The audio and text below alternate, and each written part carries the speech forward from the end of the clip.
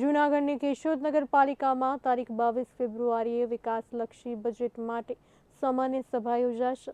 કેશોદ નગરપાલિકા કચેરીમાં સુધરાઈ પ્રમુખ મેહુલ ગોંડલિયાની અધ્યક્ષતામાં આગામી તારીખ 22 ફેબ્રુઆરીએ સામાન્ય સભા યોજવાની છે, જેમાં મુખ્યત્વે હિસાબી વર્ષ 2024થી 25નું અંદાજપત્ર રજૂ કરવામાં આવશે। આ ઉપરાંત ગત સામાન્ય સભાની કાર્યવાહીની બહાલી આપવામાં આવશે।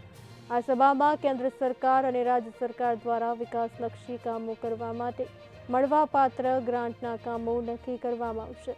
કેશોદ નગરપાલિકામાં નવનિયુક્ત વિવિધ સમિતિઓની મળેલી મીટિંગની કાર્યવાહીની પણ મંજૂર કરવામાં આવશે।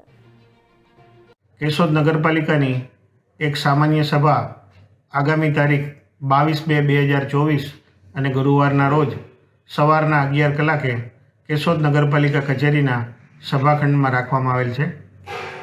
આ સામાન્ય સભાની અંદર કાર્યસૂચિ મુજબના મુદ્દા જોઈએ તો સૌપ્રથમ ગત તારીખ 5/10/2023ના રોજ મળેલ સામાન્ય સભાને બહાલી આપવા બાબત, આગામી નાણાકીય વર્ષ 2024-25નું અંદાજપત્રક બજેટ મંજૂર કરવા બાબત, સરકારશ્રી તરફથી મળેલ જુદા જુદા પ્રકારની ગ્રાન્ટોના કામો નક્કી કરવા બાબત, કેશોદ નગરપાલિકાની જુદી જુદી કમિટી સમિતિઓની મળેલ મિટિંગોને બહાલી આપવા બાબત, જુદી જુદી શાખાઓ તરફથી આવેલ રિપોર્ટ્સને વંચાણે લઈ નિર્ણય કરવા બાબત અને અધ્યક્ષ સ્થાનેથી જે રજૂ થાય તે, આમ કાર્યસૂચિ મુજબના 1 થી 6 મુદ્દા અંગે આગામી સામાન્ય સભામાં વિસ્તૃત રીતે ચર્ચા વિચારણા કરી અને કાર્યવાહી હાથ ધરવામાં આવશે।